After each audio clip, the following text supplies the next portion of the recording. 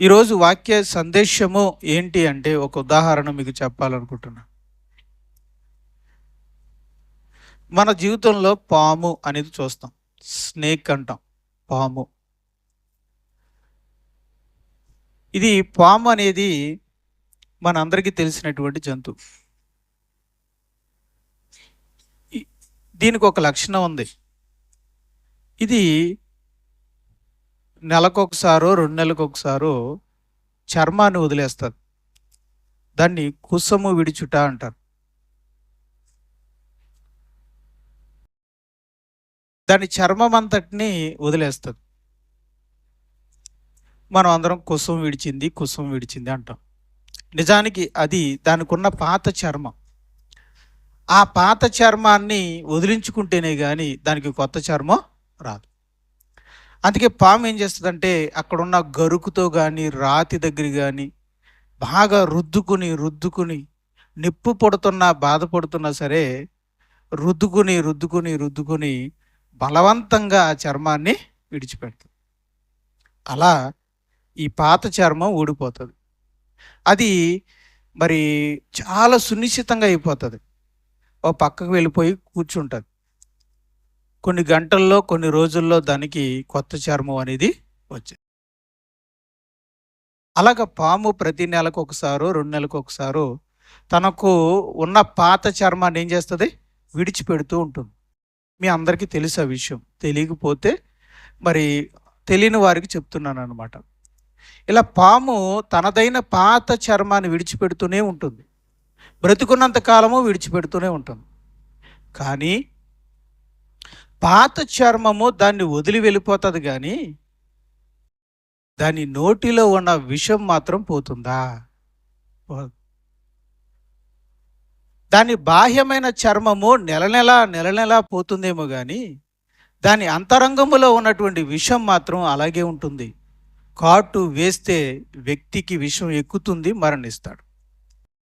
దాని పై చర్మము తొలగిపోతుందేమో కానీ లోపల ఉన్న విషం మాత్రం అలాగే ఉంది. పాము ఏం చేయగలదు? మా అంటే తన పైన ఉన్న చర్మాన్ని తీసేసుకోగలదు, కానీ తన లోపల ఉన్న విషాన్ని తీసుకోలేదు.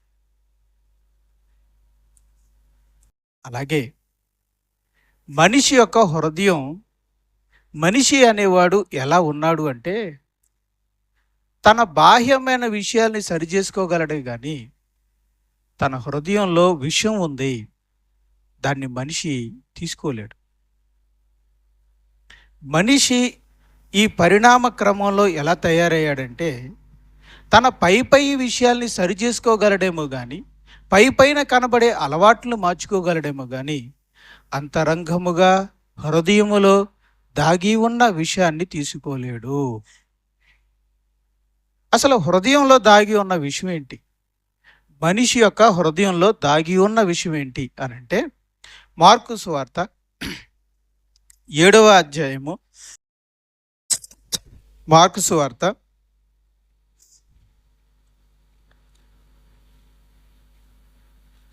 7వ అధ్యాయము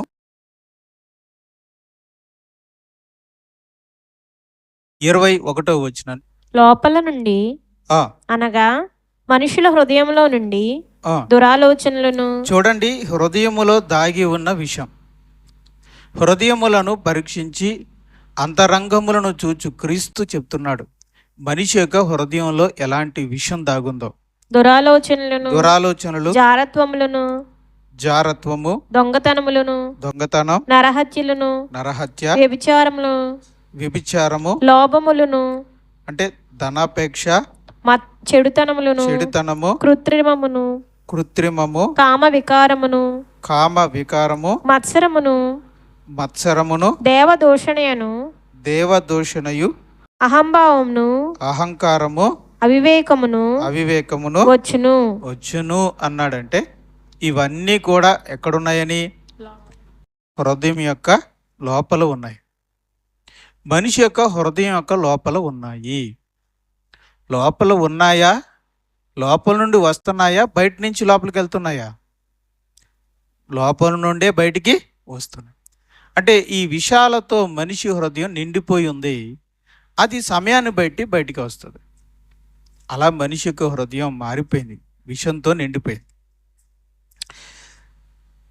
దురాలోచనలట, చెడ్డ ఆలోచనలు. మనం ఎంత ఆపాలనుకున్నా చూడండి వస్తూనే ఉంటాయి.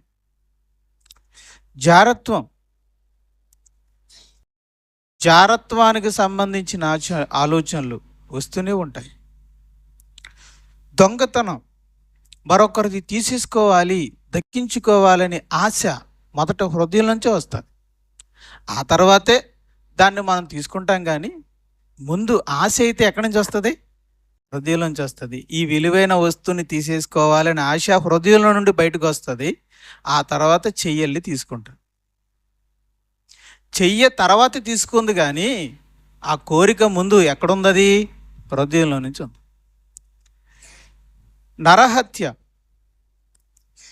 నరహత్య, ఈ కత్తితో ఎదుటి వ్యక్తిని మనం చంపాం, కానీ ముందు చంపాలనే ఆశ ఎక్కడి నుంచి వచ్చింది? హృదయం నుంచి వచ్చింది. చంపాలేనంత ద్వేషము ఎక్కడ పుట్టింది? హృదయంలోనే ఉంది. వ్యభిచారము, దాని తలంపులు, లోభము అన్నాడు. ధనాపేక్ష, ఈ రంగుల ప్రపంచాన్ని దక్కించుకోవాలి, అనుభవించాలి అనే ఆశ. చెడ్డతనం, కృత్రిమము, ఆర్టిఫిషియల్. దేవుడు సహజముగా ఇచ్చిన దానికి కృత్రిమంగా, విరుద్ధంగా చేసేటువంటి కొన్ని పనులు. కృత్రిమంగా అంటే మనిషిని చెడగొట్టడానికి తయారు చేసినటువంటి అసహజమైనటువంటి పదార్థాలు కావచ్చు, చిత్రాలు కావచ్చు, మరి వీడియోస్ కావచ్చు, లేదంటే మేకప్ కావచ్చు, మరి ఏదైనా సరే మనిషి అసహజంగా తయారు చేసింది ఏదైనా సరే, చెడ్డదానికి ఉపయోగించేది ఏదైనా సరే కృత్రిమములు అనమాట. కామ వికారము అన్నాడు. మత్సరము, మన హృదయం మత్సర పడిపోద్ది, అసూయ పడిపోద్ది. ఎవరైనా అభివృద్ధి చెందారనుకోండి, ఏమవుతుంది? మత్సర పడిపోతుంది. దేవదూషణ, ఎవరు దేవుణ్ణి దూషించరు, కొన్ని సందర్భాల్లో దూషిస్తాం. నిజానికి మనం ఎంత భక్తిపరులు కలిగిన వారమైనా ప్రస్తుత పరిస్థితులను బట్టి దేవుణ్ణి నిందిస్తాం. కొన్ని సమయాల్లో మన ఇబ్బందుల్లో, ఇరుకుల్లో ఉన్నప్పుడు దేవుణ్ణి నిందిస్తాం. మనకి ఏం జరిగినా పర్వాలేదు, కానీ మన ఇంట్లో ఎవరికైనా జరిగితే మాత్రం దేవుణ్ణి నిందిస్తాం, నొచ్చుకునేలా చేస్తాం. ఆ దైవ దూషణ అనేది మొదట హృదయంలోనే మొదలైంది. దేవదూషణ అంటే మరొక అర్థం కూడా ఉంది. దేవునికి పుట్టిన మనుషుల్ని దూషించటం, దూషణ. అసలు తిట్టాలని ఆశ ముందు ఎక్కడ మొదలైందంటే హృదయంలోనే మొదలైంది. నెక్స్ట్ అహంభావం, గర్వము అనేది మనిషి హృదయం నుండే మొదలవుతుంది. గర్వం, అహంభావం మనిషి హృదయంలో నుంచే వస్తుంది. అవివేకం, అవివేకం. వివేకం అంటే దేవుని ఎడల భయభక్తులు కలిగి ఉండడం వివేకం. అవివేకము అంటే దేవుని ఎడల భక్తిహీనత కలిగి ఉండడం అవివేకం. ఇలాంటివన్నీ కూడా, ఈ విష పదార్థాలన్నీ కూడా ఎక్కడున్నాయి? హృదయంలోనే ఉన్నాయి. అందుకే బైబిల్ చెప్తుంది, ఇర్మియా గ్రంథము 17వ అధ్యాయము, ఇర్మియా గ్రంథము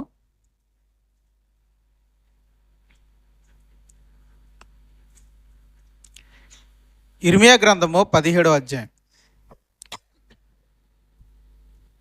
9వ వచనాన్ని ఒకసారి చూద్దాం. ఇర్మియా గ్రంథము 17వ అధ్యాయము 9వ వచనాన్ని చదువుతాం. హృదయం అన్నిటికంటే మోసకరమైనది, అది ఘోరమైన వ్యాధి కలది, దాన్ని గ్రహింపగలవాడెవడు? రైట్. హృదయం అట అన్నిటికంటే మోసకరమైనదట, అది ఘోరమైన వ్యాధిని కలిగి ఉందట. ఏ డాక్టర్ కూడా చూసి చెప్పలేని వ్యాధి ఇది. ఏంటి ఆ వ్యాధి అంటే యేసు ప్రభు చెప్పాడు ఆ వ్యాధి ఏంటో. అందులో ఎన్ని వ్యాధులు ఉన్నాయో. ఒక HIV సోకిన వ్యక్తికి చాలా రోగాలు కలిసి వస్తాయి. టీబీ అటాక్ అవుద్ది, జలుబు వస్తుంది, జ్వరం వస్తుంది, ఇంకా చాలా ఉంటాయి. సో అన్ని రోగాలు కలిసి ఎయిడ్స్ అంటారు. హెచ్ఐవి వస్తే ఆ మనిషికి రోగ నిరోధక శక్తి తగ్గిపోయి చాలా రోగాలు కలిసి వచ్చేస్తాయి. అప్పుడు ఆ వ్యక్తి చాలా రోగాలతో నిండి ఉంటాడు. ఆ స్థితినే ఎయిడ్స్ అని అంటారు. మనిషి హృదయం కూడా ఒక్క పాపం కాదు, ఒక్క విషయం కాదు, చాలా విషయాలు కలిసిపోయి ఉన్నది హృదయం. అందుకే అంటున్నాడు దేవుడు, అది బహు ఘోరమైన వ్యాధి కలది. అనేకమైన వ్యాధులతో నిండిపోయి ఉంది, అనేకమైన విష పదార్థాలతో నిండిపోయి ఉంది, రకరకాల పాపాలతో నిండిపోయి ఉన్నది. అది ఘోరమైన వ్యాధి కలిగినది. దానిని గ్రహింపగలవాడు ఎవరికి తెలుసు? దేవుని కుమారుడు ఈ లోకానికి వచ్చి చెప్తేనే కానీ మనకు తెలియలేదు.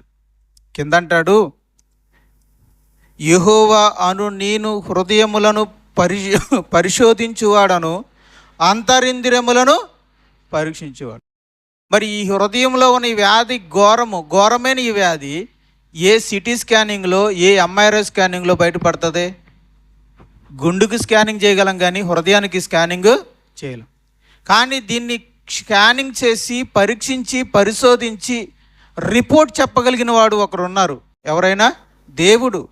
ఆ దేవ కుమారుడు, ఆ దేవుడు తన కుమారుడికి ఇచ్చి రిపోర్ట్ పంపించాడు మనలందరినీ స్కాన్ చేసి, తండ్రి అయిన దేవుడు పరలోకం నుంచి స్కాన్ చేసి మా హృదయం యొక్క రిపోర్ట్ని యేసు ప్రభుకి ఇచ్చి పంపించాడు. అప్పుడు దైవ కుమారుడు ఈ లోకానికి వచ్చి మన హృదయం యొక్క రిపోర్ట్ చెప్పాడు. అది ఘోరమైన వ్యాధితో నిండి ఉంది. ఈనాడు అదే మన మార్కు సువార్తలో దైవ కుమారుడు చెప్తున్న రిపోర్ట్. అది చెప్పండి, ఆ రిపోర్ట్ ఎలా ఉంది? అందులో మంచిది ఏదైనా ఉందా? మన హృదయాన్ని దేవుడికి స్కానింగ్ చేసినప్పుడు ఆ రిపోర్ట్ వచ్చింది కదా, ఆ రిపోర్ట్లో ఏదైనా మంచిది ఉందా, చెడ్డవే ఉన్నాయా? అందుకే అంటాడు చూడండి, ఆదికాండము 6వ అధ్యాయము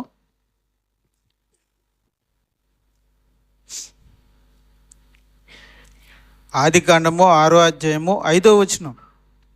నరులో చెడుతనం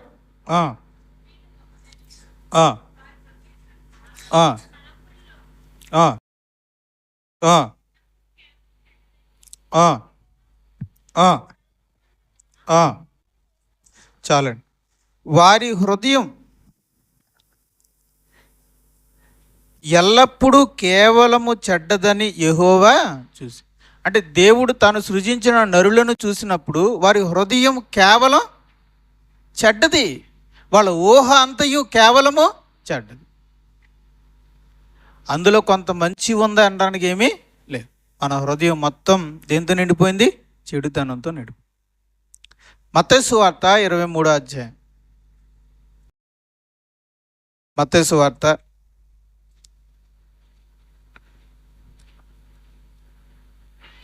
23వ అధ్యాయము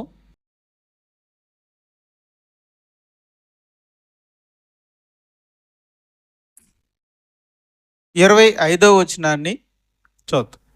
అయ్యో వేషధారులైన శాస్త్రులారా, పరిసయ్యులారా, మీరు గిన్నెయు పళ్ళెమును వెలుపట శుద్ధి చేయుదురు గాని అవి లోపల దోపుతోనూ అజితేంద్రియత్వముతోనూ నిండి ఉన్నది. ఇక్కడ గిన్నె అంటే మనిషి, వెలుపల అంటే బాహ్య ప్రవర్తన లేదంటే బాహ్యమైన విషయాలు, లోపల అంటే హృదయాంతరంగాలు. లోపల ఎలా ఉందంట? లోపల దోపుతోనూ అజితేంద్రియత్వముతోనూ నిండి ఉన్నది, దోపుడుతోనూ ఉంది. అజితేంద్రియత్వం అంటే ఓడిపోయిన జీవితం. కళ్ళతో అలా చూడకూడదని తెలుసు కానీ చూస్తాం.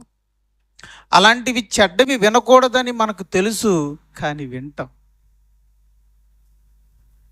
అలాంటివి చదవకూడదని తెలుసు కానీ చదువుతాం. అలాంటివి మాట్లాడకూడదని తెలుసు కానీ మాట్లాడతాం. అలాంటివి ఆలోచించకూడదని మనకు తెలుసు కానీ ఆలోచిస్తాం. అజితేంద్రియములు అంటే ఓడిపోయిన అవయవాలు. మనం దాని మీద అపవిత్రమైన దాని మీద చెయ్యి వేయకూడదని మనకు తెలుసు, కానీ చెయ్యి వేస్తాం. ఈ కాళ్ళతో పలానా చోటకి వెళ్ళకూడదని మనకు తెలుసు, కానీ కాళ్ళు అక్కడికే వెళ్తాయి. లోపల అసలు ఈ అవయవాలన్నీ ఎందుకు ఇలా చేస్తున్నాయి? లోపల దాంతో నిండిపోయింది, ఓడిపోయిన జీవితంతో నిండిపోయింది. కాబట్టి మన అవయవాలు మన మాట అనట్లేదు. మన మనసాక్షి అలా చూడకూడదామని చెప్తున్నా మన కళ్ళు అలాగే ఎందుకు చూస్తున్నాయి అంటే లోపల విషం నిండిపోయి ఉంది. అందుకే కళ్ళు అలా చేస్తున్నాయి. హృదయం ఏం చెప్తుందో అవయవాలు అవే చేస్తాయి. సమస్య అవయవాల్లో లేదు, సమస్య ఎక్కడుంది? హృదయంలో ఉంది. సరే, మనిషి మరి ఏమైనా బాగు చేసుకోగలడా అని అంటే అంటే తన వెలుపల ప్రవర్తన కడుక్కోగలడు తప్ప లోపల ఉన్న హృదయాన్ని కడుక్కోలేడు.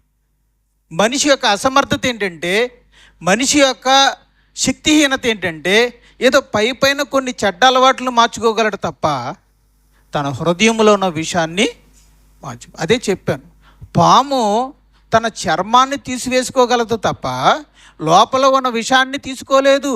అలాగే ఒక మానవుడు ప్రయత్నించి అది చేసో ఇది చేసో మొత్తానికి ఆశా నిగ్రహాన్ని కల్పించుకునో ఏదో పైన వాటిని తొలగించుకోగలడు తప్ప హృదయములో నిండి ఉన్న విషయాన్ని తీసుకోలేడు.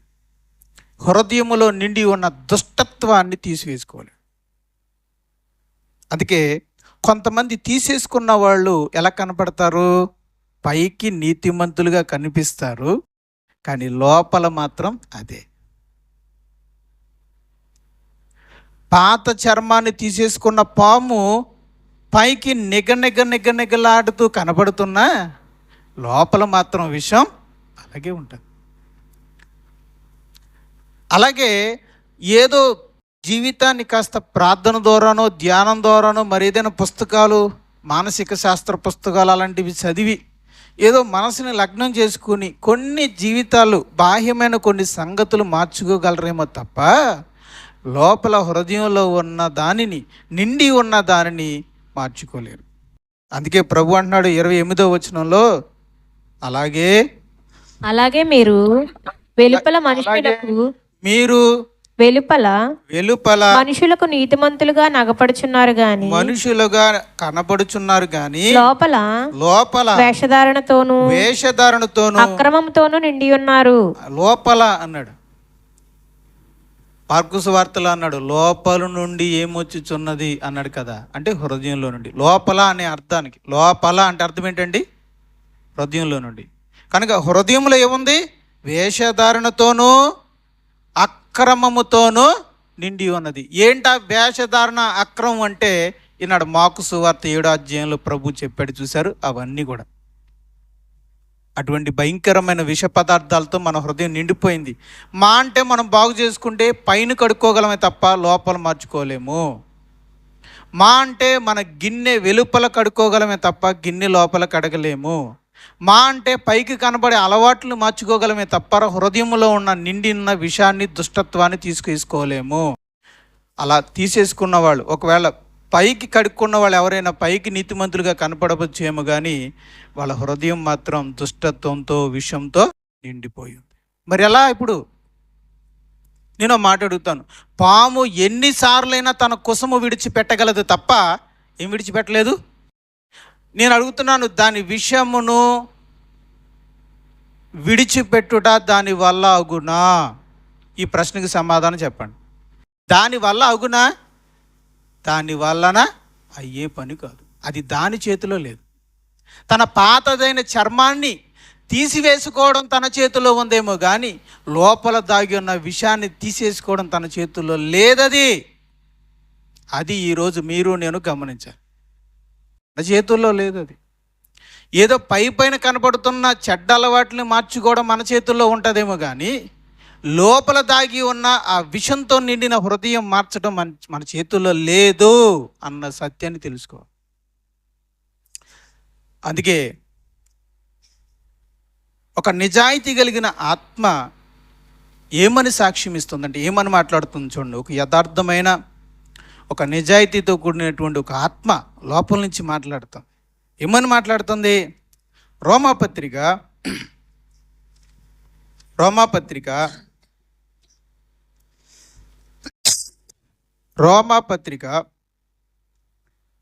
6వ అధ్యాయం, రోమాపత్రిక 7వ అధ్యాయం,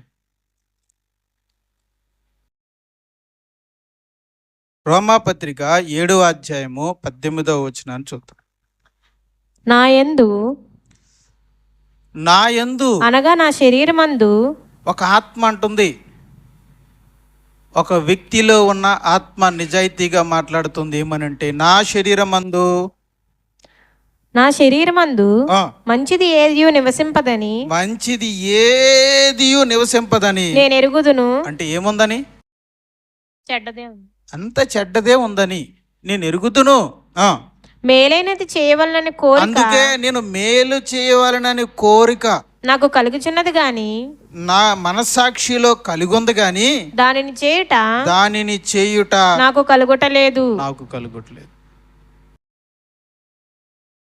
నేను ప్రేమతోనే ఒక వ్యక్తిని చూడాలనుకుంటున్నాను, కానీ నా కళ్ళు ద్వేషంతోనే చూస్తున్నాయి. ఏదో ప్రేమతోనే మాట్లాడదాం అనుకున్నాను, కానీ నా నోటి నుంచి గొడవ మాటలు వచ్చాయి.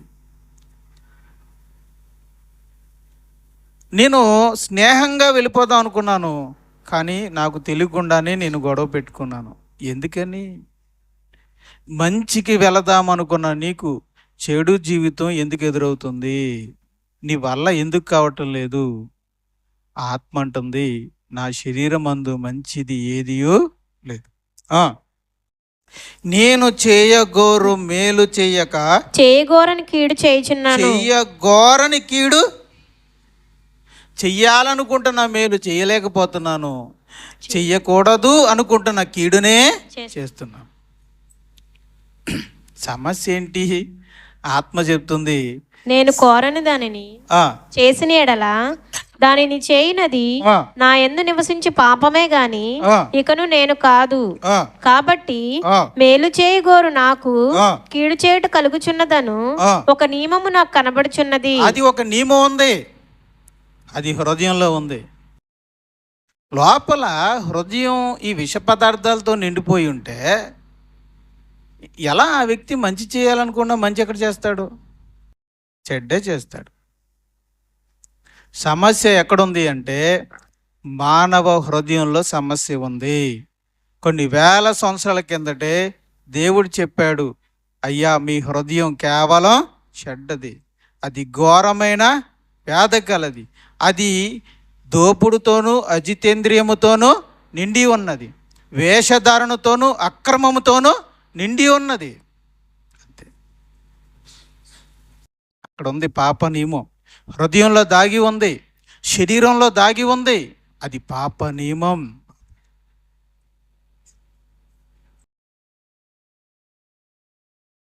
అందుకే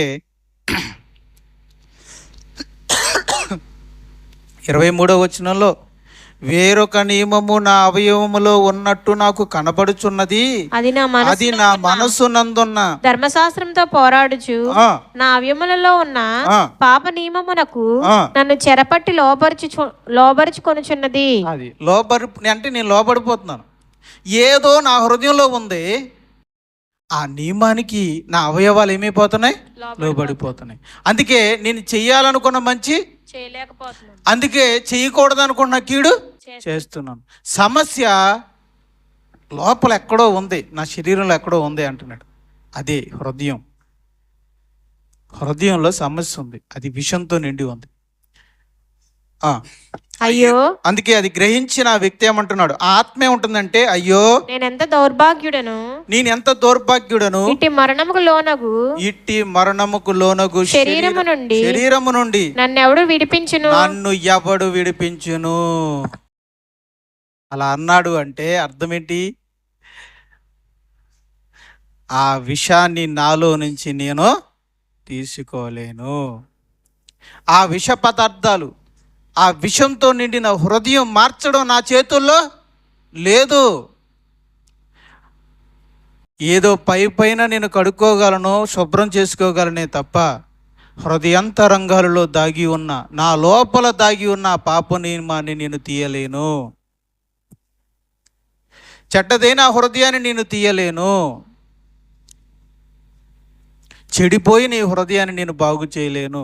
బాబు మీకు దండం పెడతాను, ఎవరైనా వచ్చి నన్ను ఈ పాప నియమం నుంచి విడుదల చెయ్యండి మహాప్రభో అంటున్నాడు. మానవులారా, ఈ విషయాన్ని గమనించండి, ఇది నమ్మండి. కొంతమందికి ఇది నమ్మకపోయినా ఇది నమ్మండి. హృదయం మార్చుకోవడం మీ చేతుల్లో లేదు, నా చేతుల్లో లేదు. హృదయాన్ని మార్చుకుని బ్రతకండి, హృదయాన్ని మార్చుకుని బ్రతకండి అని అందరూ చెప్తారు. కానీ హృదయం మార్చుకుని బ్రతకడం మన చేతుల్లో లేదు. చర్మాన్ని పైన పాము తీసుకోగలదే తప్ప లోపల దాగి ఉన్న విషయాన్ని పాము తనకు తానుగా తీసుకోలేదు. అలాగే పైనున్న కొన్ని లక్షణాలని మనం మార్చుకోగలమే తప్ప లోపల సమస్య ఉంది, విషం ఉంది మనలో.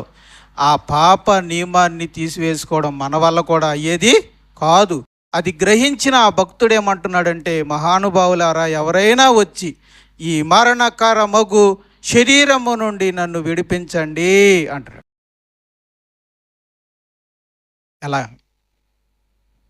ఎలా విడిపిస్తారు? ఎవరు విడిపిస్తారు? మీ అందరికీ తెలుసు, మనుషులను, పాపులను రక్షించుటకు క్రీస్తు యేసు ఈ లోకమునకు వచ్చాడు. క్రీస్తే మనల్ని రక్షించాడు పాపము నుండి, పాప స్వభావం నుండి. అది సంగతి.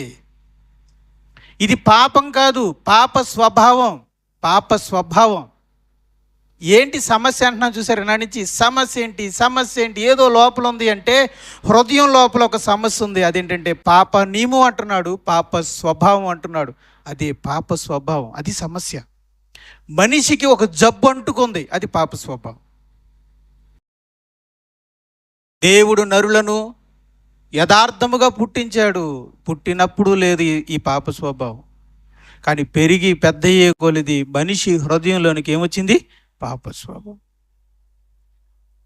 పాపము చేసిన ఆదాము నుండి మొదలుకొని నేటి వరకు అందరిలోనూ ఈ పాప స్వభావం ఏలుబడి చేస్తున్నది.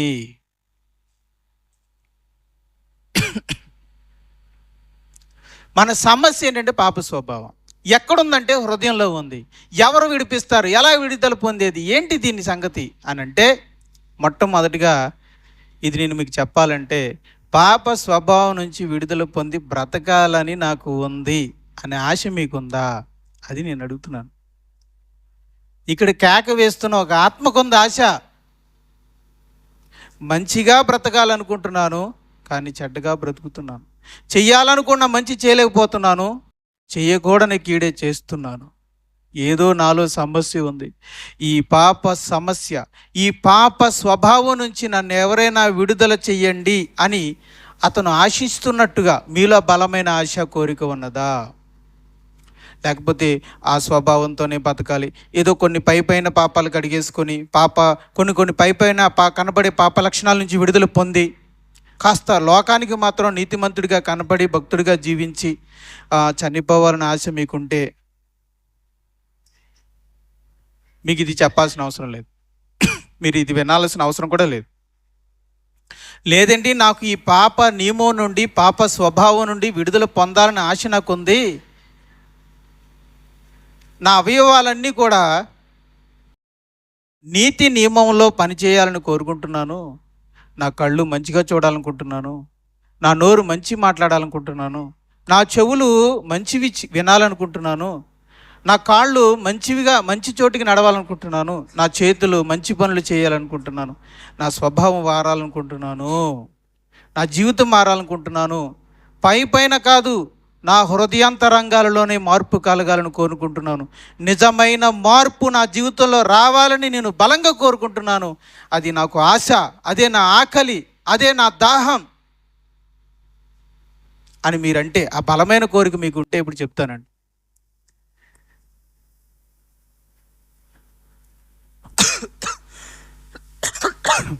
దీనికి మీరేం చేయాలంటే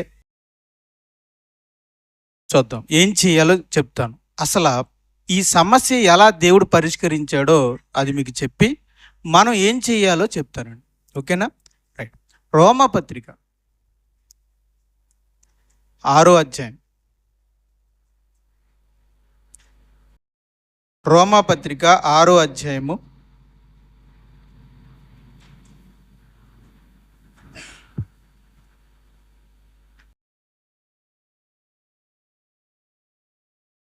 6వ వచనాన్ని ఒకసారి చదువు. ఏమనగా ఆ, మనం ఇకను పాపమునకు దాసులము కాకుండాటకు. రోమాపత్రిక 6వ అధ్యాయం 6వ వచనం. ఎలయనగా మనం ఇకను పాపమునకు ఆ, దాసులము కాకుండాటకు ఆ, పాప శరీరము ఈ పాప శరీరము నిరర్ధకమగునట్లు మన ప్రాచీన స్వభావము ఆయనతో కూడా సిలువ వేయబడినని ఎరుగుదుము. సబ్జెక్ట్ కాస్త లోతులోకి వెళ్దాం.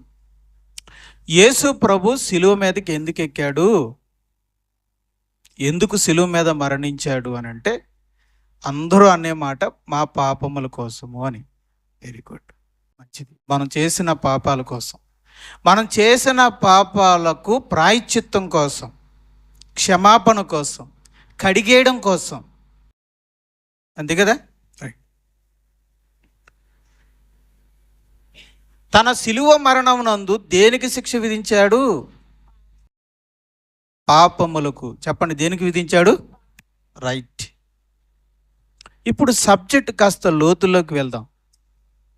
వెళ్తే అయ్యా, సిలువ మీద యేసు ప్రభు శిక్ష విధించింది పాపానికే కాదు, నీలో ఉన్న పాప స్వభావానికి కూడా.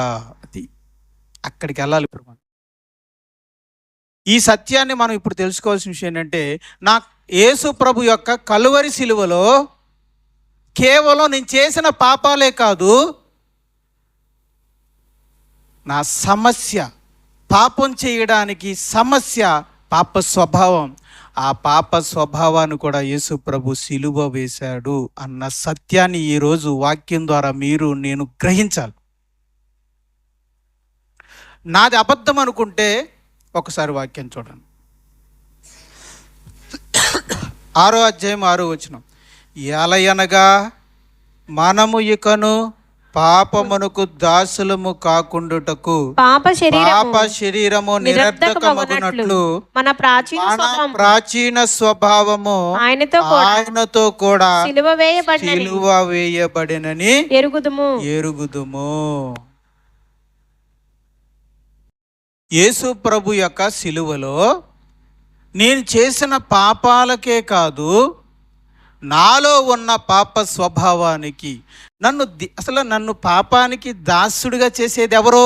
నాడు చెప్పిన మాటలను బట్టి ఆత్మ చెప్పింది కదా, నాలో ఒక నియమం ఉన్నది, ఆ నియమము నన్ను పాపానికి లోపరుచుచున్నది అని అన్నాడే. ఆ సమస్య ఏంటి? పాప స్వభావం.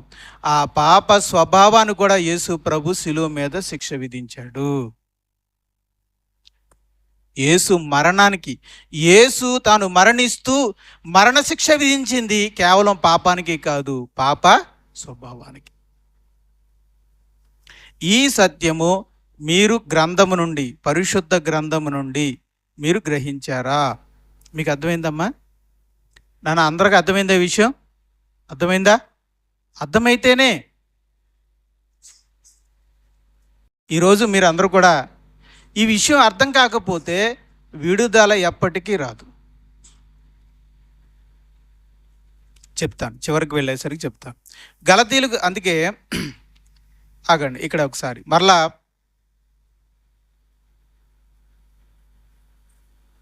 ఈ సత్యాన్ని మరలా నొక్కి చెప్తున్నాను.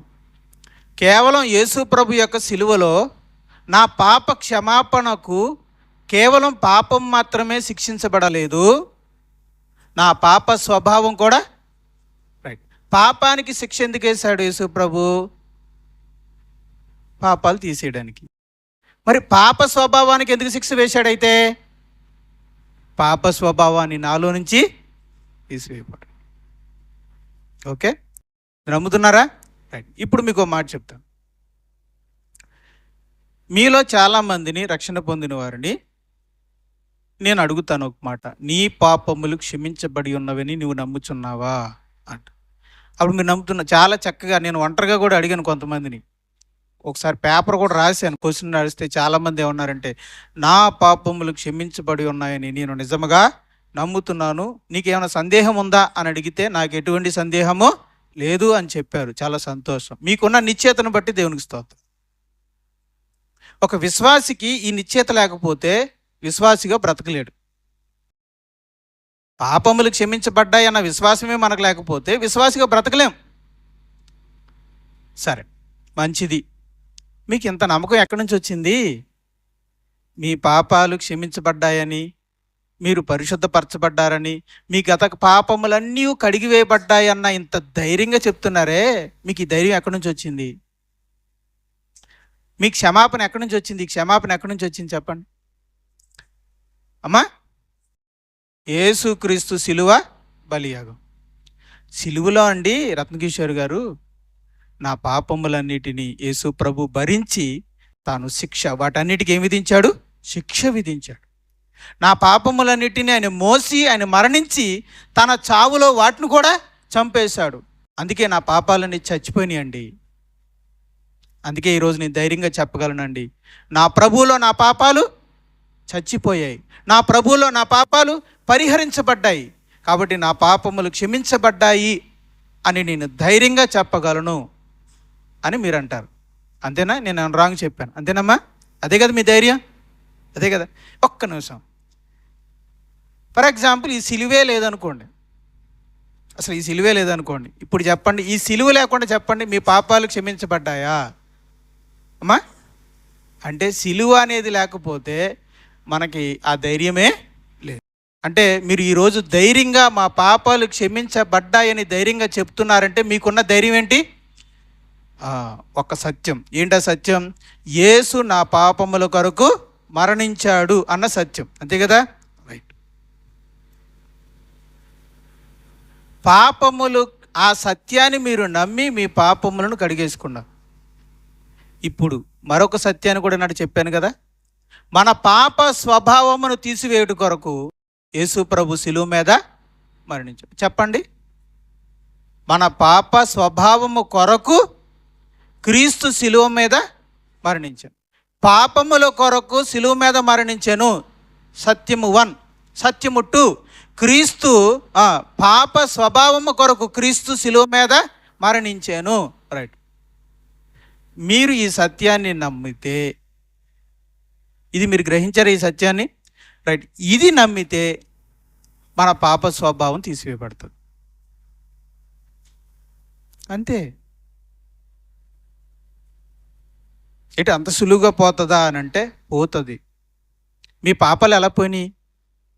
యేసు నా పాపముల కొరకు శిలువ మీద మరణించాడన్న సత్యాన్ని నమ్మటం ద్వారా చెప్పాలి. నమ్మటం ద్వారా అంతేనా? లేకపోతే ఈ చర్చి బిల్డింగ్ చుట్టూ 10 సార్లు తిరగడం వల్ల, లేదంటే నీళ్ళేసి 10 బకెట్లు వేసి నీళ్ళు వేసి కడిగేయడం వల్ల, లేదంటే ఒక అరకాసు బంగారం దేవునికి ఇవ్వడం వల్ల? చెప్పాలి. ఏం చేశారు మీరు మీ పాపాలు కడిగివేయబడ్డానికి? నమ్మారు. అంతే. మనం ఏం చేసాం? నమ్మాం. పాప స్వభావం పోవాలన్నా నమ్మితే చాలు, పోతుంది. పాప స్వభావం, మనలో ఉన్న ఈ పాప నియమం మనలోంచి పోవాలంటే యేసు కేవలం నా పాపాల కొరకే కాదు, నా పాప స్వభావాన్ని తీసివేయడం కొరకు శిలువ మీద మరణించాడు అని మనం నమ్మాలి. నమ్ముతామా? అది అక్కడే కొంచెం కష్టంగా ఉంటుంది. నమ్మితే, నమ్ముట నీ వలనైతే సమస్తము. మరియా, నీతో నేను చెప్పలేదా? నువ్వు నమ్మితే దేవుని మహిమను చూస్తావు. ఇప్పుడు అదే మాట నీకు నాకు కూడా చెప్తున్నానండి. నేను కూడా ఈ దశలోనే ఉన్నాను, 2వ దశలో. మనం అందరం మొదటి సత్యాన్ని గ్రహించాం, నమ్మేశాం, పాపాల నుండి క్షమాపణ పొందేశాం. ఇప్పుడు 2వ దశలోకి వద్దాం. ఏంటా సత్యం అంటే క్రీస్తు మన పాప స్వభావం కొరకు మరణించాడు. రైట్. ఇప్పుడు ఈ సత్యాన్ని మనం గ్రహించాం.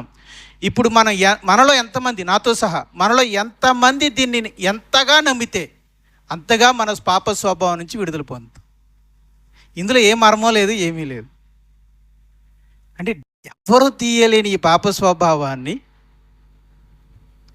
ఎవ్వరూ తీయలేని ఈ పాప స్వభావాన్ని, మనముగా తీసుకోలేని ఈ పాప స్వభావాన్ని తీసివేసుకోవడానికి దేవుడు ఒక సులువైన మార్గాన్ని ఇచ్చాడు. అది క్రీస్తు శిలువ మరణం. దానికి నేనేం చేయాలి? నువ్వు నమ్ము. ప్రభువా, నా పాప స్వభావానికి చంపడానికి నువ్వు శిలువ మీద మరణించావు అని నేను నమ్ముతున్నాను ప్రభువా. నీ మరణంలో నా పాప స్వభావం మరణించింది అని నేను నమ్ముతున్నాను అని మనం నమ్మగలిగితే, మన నమ్మకాన్ని బట్టి మన హృదయంలో మన పాప స్వభావము తీసివేయబడు, చంపబడతాడు.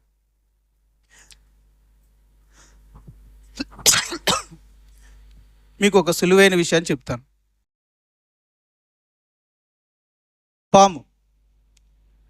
పాము పావురంలాగా మారాలి అంటే పాముగా అది చావాలి.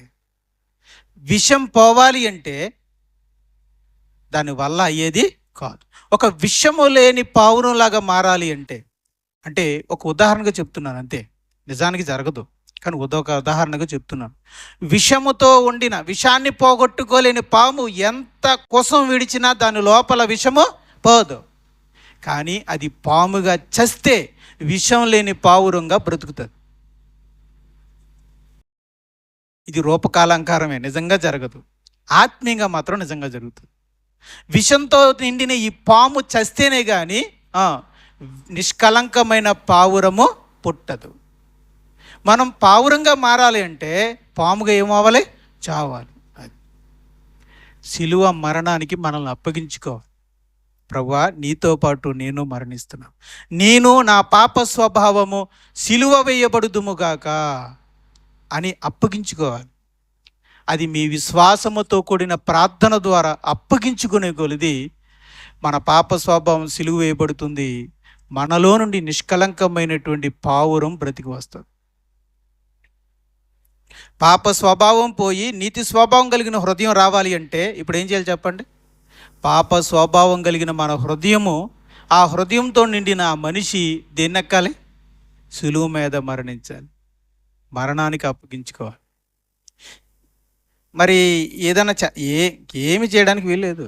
పాములోంచి విషం తీయడానికి ఇంకేమీ లేదు. దాన్ని ఏం చేయాలి? చంపేయాలి. అది చస్తేనే కానీ పావురంగా మారదు. అలాగే మన జీవితం మార్చబడాలంటే, మన పాప స్వభావం తీసివేయబడాలంటే మనం కూడా సిలువ మీద మరణించాలి. నేను చెప్తుంది తప్పుడు సిద్ధాంతం ఏం కాదు, నిజం, బైబిల్ ఆధారితం. చూడండి, గలతీయులకు రాసిన పత్రిక,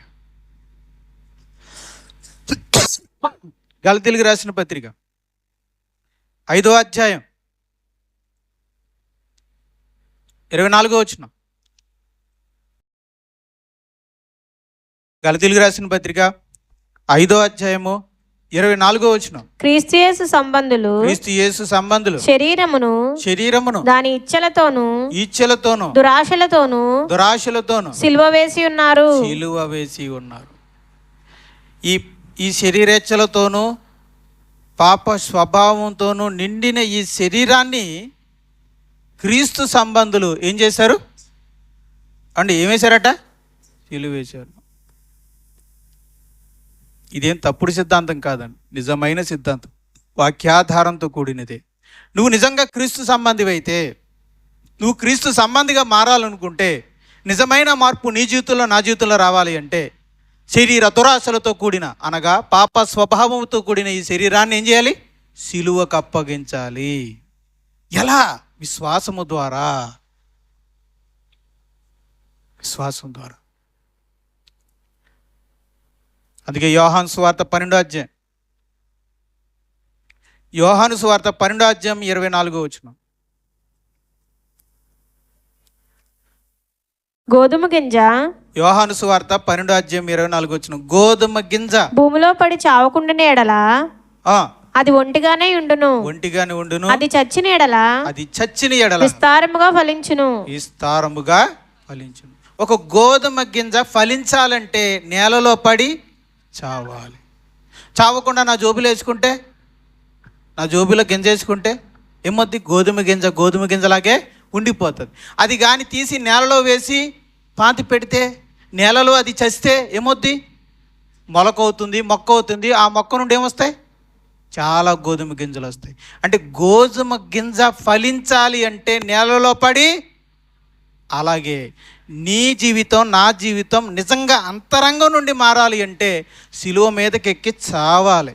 ఇది బైబిల్ సత్యం. చావాలి మనం.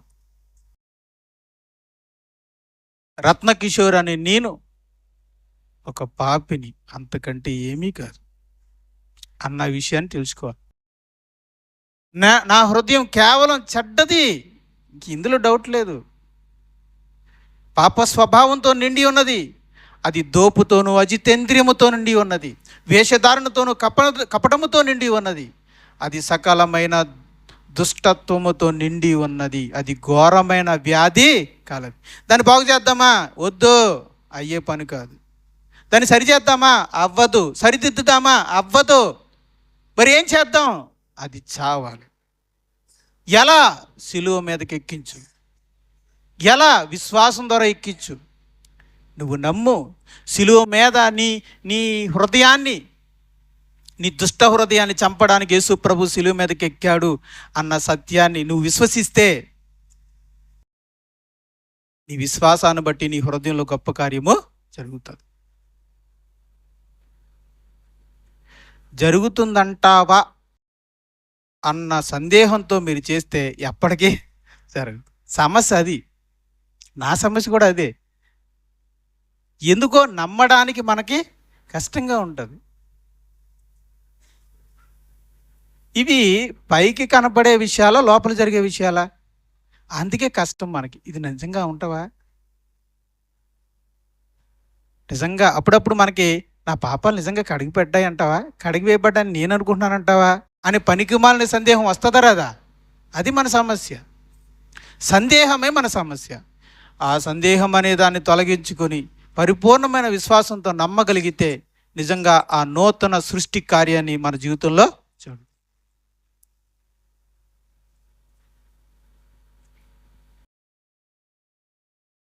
తనను తాను సిలువకు అప్పగించుకున్న ఒక ఆయన జీవితాన్ని చూద్దాం. గలతీయులకు రాసిన పత్రిక 2వ అధ్యాయం. గలతీయులకు రాసిన పత్రిక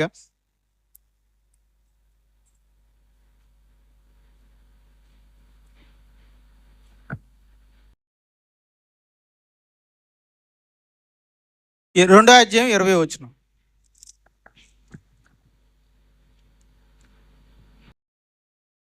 గలతీయులకు రాసిన పత్రిక నేను క్రీస్తుతో కూడా 2వ అధ్యాయము 20వ వచనం. నేను క్రీస్తుతో కూడా సిలువ వేయబడి ఉన్నాను. నేను క్రీస్తుతో కూడా సిలువ వేయబడి ఉన్నాను. ఈ సత్యము గ్రహించిన అపోస్తలుడైన పౌలు. సిలువ మీద మరణించింది క్రీస్తే కాదు, నేను కూడా. చెప్పండి. సిలువ మీద మరణించింది క్రీస్తు మాత్రమే కాదు, నేను కూడా. ఆ సత్యాన్ని మనం అర్థమైతే, నమ్మగలిగితే గొప్ప కార్యాన్ని మన జీవితంలో చూస్తాం. అంటే మన జీవితం మారిపోద్ది. అందుకే ఆ సత్యమును గ్రహించిన నమ్మిన పౌలు, ఆ వాగ్దానాన్ని స్వతంత్రించుకున్న పౌలు అన్నాడు, నేను అన్నాడు చూడండి, నేను క్రీస్తుతో కూడా సిలువ వేయబడి అని ఎంత ధైర్యంగా అంటున్నాడంటే, నేను కూడా సిలువ మీద మరణించానన్న సత్యాన్ని చాలా బలంగా నమ్మాడు. అందులో ఆ విషయంలో ఆయనకి ఎటువంటి సందేహము లేదు. ఆ విషయంలో ఆయనకి పరిపూర్ణమైన నమ్మకం ఉంది కాబట్టే అంత ధైర్యంగా మాట అంటున్నాడు. ఏమని అంటున్నాడంటే, నేను క్రీస్తుతో కూడా. ఇప్పుడు మీరు అడగచ్చు, నేను అడగచ్చు, ఓ పౌలా వెర్రివాడా, నీకు పిచ్చి పట్టింది. యేసు ప్రభు సిలువ మీద మరణించినప్పుడు నువ్వెక్కడున్నావు? కుడివైపున ఉన్న దొంగలో నువ్వు ఉన్నావా? ఎడం వైపున ఉన్న దొంగలో నువ్వు ఉన్నావా? నువ్వు కాదు కదా. ఒక లోకస్తుడిగా అడుగుదాం. పైగా యేసు ప్రభుని సిలువ వేస్తుంటే చూసి ఆనందించినవాడు నువ్వు. వీలైతే అవకాశం ఇస్తే నీవే మేకులు కొట్టేలాగా ఉన్నావు ఆ రోజు నువ్వు. అలాంటిది నువ్వెప్పుడయ్యా సిలువ వేయబడ్డావు అని అడిగితే చెప్పండి, భౌతికంగా సిలువ వేయబడలేదు. మరి అలా ఆత్మీయంగా ఆయనతో పాటు ఇది ఎలా జరిగింది? విశ్వాసము ద్వారా. చెప్పండి, ఎలా జరిగింది?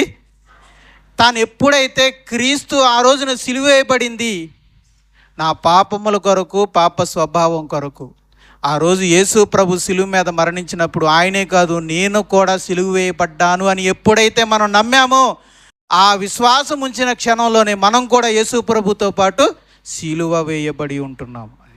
ఇప్పుడు మీరు నమ్మితే మీరు ఇప్పుడు సిలువ వేయబడతారు అన్నమాట. ఈ రోజు నుంచి మొదలు పెడితే ఈ రోజు నుంచి సిలువేయబడడం మొదలు పెడతారనమాట. అది బాగా నమ్మేశాడు కాబట్టే ఏమన్నాడు చాలా ధైర్యంగా, నేను క్రీస్తుతో కూడా సిలువ వేయబడి ఉన్నాను, ఇకనో జీవించేవాడు నేను కాను, క్రీస్తే నా యందు జీవించుచున్నాడు. ఇప్పుడు క్రీస్తే మనలోకి వచ్చి జీవిస్తే మన సమస్య అంతా పోయినట్టే. మన సమస్య ఏంటి? పాప స్వభావం. ఆ పాప స్వభావం ఆ పాప స్వభావం చచ్చిపోతే క్రీస్తు మనలోకి వచ్చి జీవిస్తే క్రీస్తులో ఉన్న స్వభావం ఏంటి? పాప స్వభావమా, దైవ స్వభావమా? దైవ స్వభావం మనలోకి వస్తే మనలోకి ఎలాంటి ఆలోచనలు వస్తాయి? మనలో నుండి ఎలాంటి చూపులు వస్తాయి? మనలో నుండి ఎలాంటి చేతలు వస్తాయి? ఎలాంటి నడత వస్తుంది? ఎలాంటి మాటలు వస్తాయి? ఎలాంటి వినికిడి మనకుంటుంది? మొత్తం టోటల్లే మనిషి జీవితం మారిపోతుంది.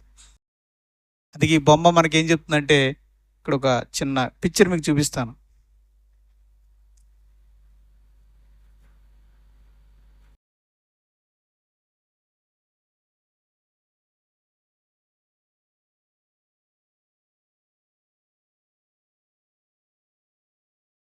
మీరు ఈ పిక్చర్లో గమనిస్తే ఒక అసహ్యమైన గొంగలి పురుగు, అది గూడు కట్టుకుంటుంది, అందులో సమాధిలోకి వెళ్తుంది, తను చంపుకుంటుంది. అది ఆ సమాధిలోకి వెళ్ళి చనిపోతుంది. చనిపోయి బయటికి ఎలా వస్తుంది చూడండి, సీతాకోకచిలుక. గొంగలి పురుగు చచ్చిపోతే ఎలా మారింది? సీతాకోకచిలుకగా మారాలంటే గొంగలి పురుగుగా తన జీవితం ఇవ్వాలి, చావ. అది ఎక్కడికి ఎక్కింది? చెట్టు ఎక్కింది. మనం ఎక్కడికి ఎక్కాలి? సిలువ ఎక్కాలి. ఇదేదో మర్మం కాదు, సిద్ధాంతం కాదు, ఇది యథార్థ సత్యం. నిన్ను సిద్ధాంతం చెప్పట్లేదు, మర్మం ఏదో చెప్పట్లేదు, లోతైన విషయం ఏదో చెప్పి నేను ఉప్పొంగిపోవడానికి ఏం చెప్పట్లే. అబ్బా క్రీస్తు సంఘానికి కాబట్టి ఇది తెలిసింది, ఎక్కడ చెప్పని ఈ సత్యం నేను చెప్పాను, దానికోసం చెప్పలా. ఇది ఆల్రెడీ జరిగిన ఒక సత్యం. యేసు పాపముల కొరకు మరణించాడు అన్నది అదేమన్నా పెద్ద సిద్ధాంతమా, మర్మమా, సత్యమా? సత్యమైతే పాప స్వభావము నువ్వు కూడా సిలువలో మరణించావు అన్నది కూడా సత్యమే. అది సిద్ధాంతమో, మర్మమో, సీక్రెట్ ఏమీ కాదు, అది ఒక సత్యం. దీనికి నేనేం చేయాలి? నమ్మితే చాలు, నమ్మాలి అంతే, విశ్వాసం ఉంచాలి. నేను కూడా సిలువేయబడ్డాను, నా పాప స్వభావం కూడా సిలువేయబడింది అని మన హృదయం విశ్వసించగలిగితే గొంగలి పురుగులా ఉన్న మనం సీతాకోకచిలుకలాగా మారుతాం. గలతీయులకు రాసిన పత్రిక 6వ అధ్యాయం 14. గలతీయులకు రాసిన పత్రిక 6వ అధ్యాయం 14. అయితే మన ప్రభువైన యేసుక్రీస్తు సిలువయందు తప్ప మరి దేని యందును అతిశయించుట నాకు దూరమవును గాక. దాని వలన నాకు లోకమునకు నేనును సిలువ వేయబడి ఉన్నాము. కాబట్టి ఇది ఏదో తప్పుడు బోధ అయితే కాదు. సిలువ వేయబడడం అనేది నిజం. వైజ్ఞానికంగా నిరూపించు, హిస్టారికల్గా నిరూపించు, నేను ఇది నిరూపించలేను. ఇది హిస్టారికల్గానో సైంటిఫిక్గానో నిరూపించే విషయం కాదు, ఆధ్యాత్మికమైన విషయం, ఇది ఆత్మ సంబంధమైన విషయం, సత్యం. ఏంటి ఆ సత్యం అంటే, లోకానికి నేను సిలువ వేయబడడం సత్యం. మనం సిలువ వేయబడడం ఏంటండి? మన పాపం కదా అయ్యా, పాపము సిలువ వేయబడింది, పాప స్వభావం కలిగిన నేను కూడా, అది అసలైన సత్యం. మొదటి సత్యాన్ని మనం నమ్మాం కాబట్టే పాపములు క్షమించబడ్డాయి. రెండవ సత్యాన్ని కూడా నమ్మితే పాప స్వభావము మనం కూడా ఏమైపోతాం? చచ్చిపోతాం. ఇప్పుడు మనం కూడా చచ్చిపోతే ఈ పాప స్వభావం కూడా ఏమైపోద్ది? చచ్చిపోతుంది. సిలువ వేయబడాలి. సిలువకి ఎక్కడానికి మీరు సిద్ధంగా ఉన్నారా? మీ ఈ ఘోరమైన ఈ పాప స్వభావం కలిగిన ఈ హృదయం మార్చబడాలని ఆశిస్తున్నారా? హృదయాంతరంగాల నుంచి ఇంకెప్పటికీ ఆ జారత్వం, వ్యభిచారం, మత్సరం, క్రోధం, అహంకారం, అహంభావం, ఆ చెడ్డ విష పదార్థాలన్నీ కూడా లోపల నుంచి బయటికి రాకుండా మంచివి, ప్రేమ, సంతోషం, సమాధానం, సాత్వికం, ఆశానిగ్రహం, దయాళత్వంతో నిండిన హృదయంగా మారాలనుకుంటున్నామా? నాతో సహా. అయితే నాతో సహా మనందరం చేయవలసింది ఏంటంటే క్రీస్తు శిలువలో క్రీస్తుతో పాటు నేను నా పాప స్వభావం చంపబడ్డది అన్న సత్యాన్ని ఆత్మీయంగా మనం విశ్వాసం ఉంచాలి, సందేహం లేకుండా నమ్మాలి. అంతే. అది నమ్మాడు కనుకే పౌలు ఏమంటున్నాడు, నేను క్రీస్తుతో పాటు సిలువ వేయబడి. చూడండి అతని జీవితం ఎలా మారిపోయిందో. 1 తిమోతి 1వ అధ్యాయం.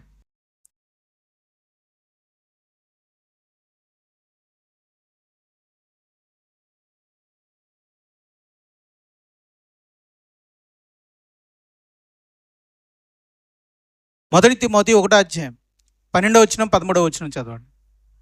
పూర్వము దోషకుడను హింసకుడను హానికరుడనైన నన్ను చాలు. 1 కొరింథీ. పూర్వం ఎలాంటి వాడంటే అయినా హింసకుడు, దోషకుడు, హానికరుడట. ఇప్పుడు సిలువ వేయబడ్డాడు కదా, ఇప్పుడు ఎలా ఉన్నాడు ఆయన? 1 కొరింథీ 4:11. ఈ గడియ వరకు 1 కొరింథీ 4:11. ఈ గడియ వరకు ఆకలి దప్పులు గలవారము, దిగంబరులము, పిడిగుద్దులు తినుచున్నాము, నిలువరమైన నివాసం లేకయున్నాము, స్వహస్తములతో పనిచేసి కష్టపడుచున్నాము, నిందింపబడి దీవించుచున్నాము. ఇప్పుడంట నిందించబడి దీవించుచున్నాడు, హింసించబడి ఓర్చుకొనుచున్నారు, దూషింపబడి బతిమాలుకొనుచున్నాము. ఇలా మారిపోయేటి. పూర్వము హింసకుడు, దోషకుడు, హానికరుడు. ఇప్పుడట దీవిస్తున్నాడట, నిందిస్తే దీవిస్తున్నాడట, హింసిస్తే ఓర్చుకుంటున్నాడట, ఎవరైనా దూషిస్తే తిరిగి బతిమాలుకుంటున్నాడట. ఇంతలా పౌలు జీవితం మారిందంటే ఈయన ఆత్మీయ జీవితానికి సక్సెస్కి సీక్రెట్ ఏంటో తెలుసా? నేను క్రీస్తుతో కూడా సిలువ వేయబడు. అండ్ నేను మాట్లాడుతున్నాను, ఈ గొప్ప అవకాశం పౌలుకేనా మనకు కూడానా? అమ్మా, క్రీస్తు మరణించింది అందరి కొరక కొందరి కొరక? అలా అయితే ఈ గొప్ప అవకాశం మనకు కూడా ఉంది. మనం కూడా సిలువ వేయబడవచ్చు, మన జీవితం కూడా మార్చబడవచ్చు. లేదంటే మనం కూడా వేషధారులాగా, పరిచయలాగా ఏదో పైన కొన్ని మాటలు, పైన కొన్ని ఆలోచనలు, పైన కనబడే కొన్ని లక్షణాలు మనం మార్చుకోగలమే తప్ప గొంగలి వలె ఉన్న మన జీవితం సీతాకోక చిలుకలాగా మారదు. పాములాగా విషంతో నిండిన మన జీవితం నిష్కలంకమైన పావురంలాగా మారదు. గోధుమ గింజలాగా ఉన్న మన జీవితం గోధుమ మొక్కలా మారదు. మారాలంటే చావాలంటే సిలువ నెక్కాలి అంటే సత్యాన్ని విశ్వసించాలి.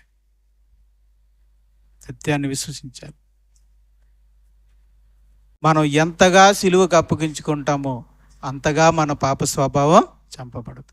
ఇది ఒక రోజులో జరిగేది కాదు. చూడండి, నేను ఒక విషయం చెప్తున్నాను. ఇప్పటికిప్పుడు విశ్వసించడం మొదలు పెడితే మీ విశ్వాసం పరిపూర్ణమయ్యే కొలిది మీ చావు పరిపూర్ణం అవుతుంది, మీలో మార్పు పరిపూర్ణం అవుతుంది. మరి ఒక్క రోజులోనే పరిపూర్ణమైన విశ్వాసం మనకు వచ్చేస్తుందా? రాదు. కాబట్టి ఈరోజు మొదలు పెట్టండి. గోధుమ గింజ అంత విశ్వాసం, ఏంటది, ఆవ గింజ అంత విశ్వాసం ఈరోజు మొదలు పెడితే అది గుమ్మడికాయ అంత విశ్వాసం అవగానే మన పాప స్వభావం అంతా కాస్త ఏమవుద్ది? చచ్చిపోతుంది. అంటే ఈ రోజు నుంచి ఆవ గింజ అంత విశ్వాసంతో మనల్ని మనం సిలువ మీదకి ఎక్కడానికి మొదలు పెడితే రోజు రోజుకి అప్పుడు చూడండి, ఈ గొంగులి పొరుగు ఒక్క రోజులో, ఒక్క క్షణంలో సీతాకోక చిలుకలా మారిపోయిందా అండి?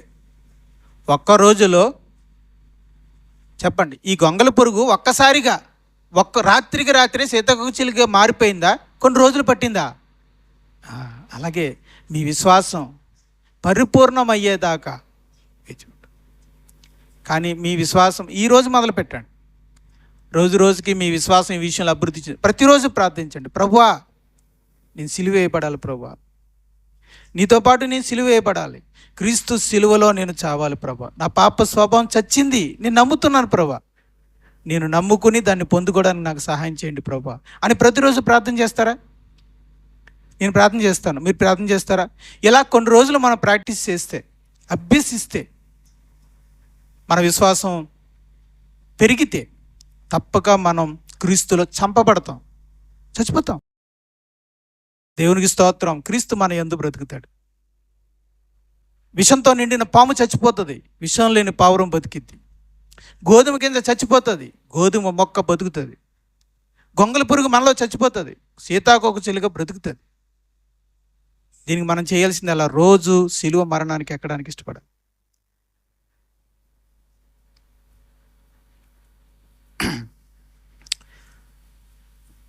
మనం ఒక ఇల్లు కట్టుకున్నాం, కొనుక్కుని ఫ్యాన్లు తగిలించుకున్నాం, వాషింగ్ మిషన్ వాడాం, కొనుక్కున్నాం, పెట్టుకున్నాం. తర్వాత టీవీ పెట్టుకున్నాం, ఏసీ పెట్టుకున్నాం, మరి కూలర్ పెట్టుకున్నాం, ఒక కరెంటు గడియారం పెట్టుకున్నాం, ఫ్రిడ్జ్ కొనుక్కున్నాం, అన్నీ పెట్టేసుకున్నాం. ఆన్ చేస్తుంటే ఫ్యాన్ తిరగట్లేదు, ఆన్ చేస్తుంటే వాషింగ్ మిషన్ తిరగట్లేదు, ఆన్ చేస్తుంటే ఏసీ పని చేయట్లేదు, ఆన్ చేస్తుంటే ఫ్రిడ్జ్ పని చేయట్లేదు. ఏంటి సమస్య? ఇంటికి ఏం రాలేదు? కరెంటు వస్తువులన్నీ కొనుక్కున్నాం, అవి పని చేయాలంటే ఏం కావాలి? ఎంతకీ ఇల్లు కట్టిన మనం ఒక విషయం మర్చిపోయాం. అదేంటంటే కరెంటు కనెక్షను పెట్టుకోవడం. దీనికి ఏం చేయాలి? ఏం అవసరం. ఒక పెద్ద వైరు తీసుకొని మన ఇంటి దగ్గర కరెంటు పోల్ వస్తుంది, ఆ పోల్ నుంచి మన ఇంటికి ఒక వైరుతో కలిపితే చాలు. ఆ వైరు లక్షల రూపాయలు ఏమి ఉండదు, ఒక 100 రూపాయలు, 200 లేదా 500 ఉంటుంది అంతే. ఫ్రిడ్జ్ 1000 రూపాయలు ఉంటుంది, ఏసీ 1000 రూపాయలు ఉంటుంది, వాషింగ్ మెషిన్ 1000 రూపాయలు ఉంటుంది. కానీ కనెక్షను, కరెంటు తీసుకొచ్చే వైరు చాలా చిన్నది, తక్కువ రేటు. కానీ అది లేకపోతే ఏది పనిచేయదు.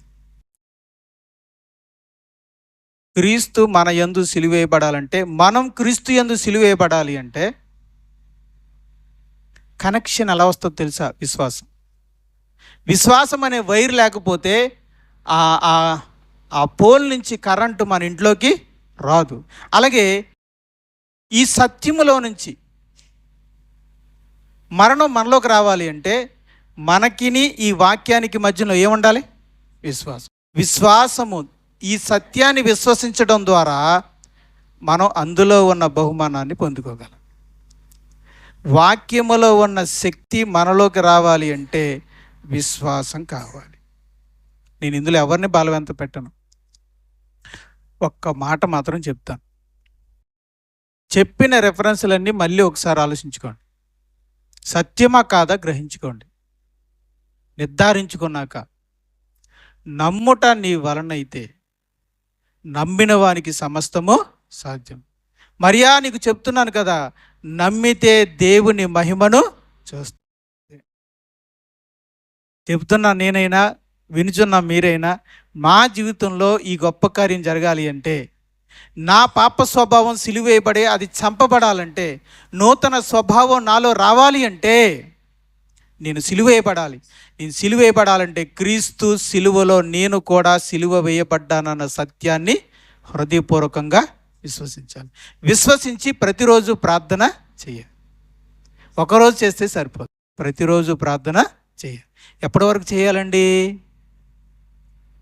ఎప్పటి వరకు చేయాలి? మనలో పాప స్వభావం పూర్తిగా చచ్చిపోయేదాకా చేయాలి, మనకి న్యాయం జరిగేదాకా చేయాలి, నూతన స్వభావం మనలోకి వచ్చేదాకా చేయాలి.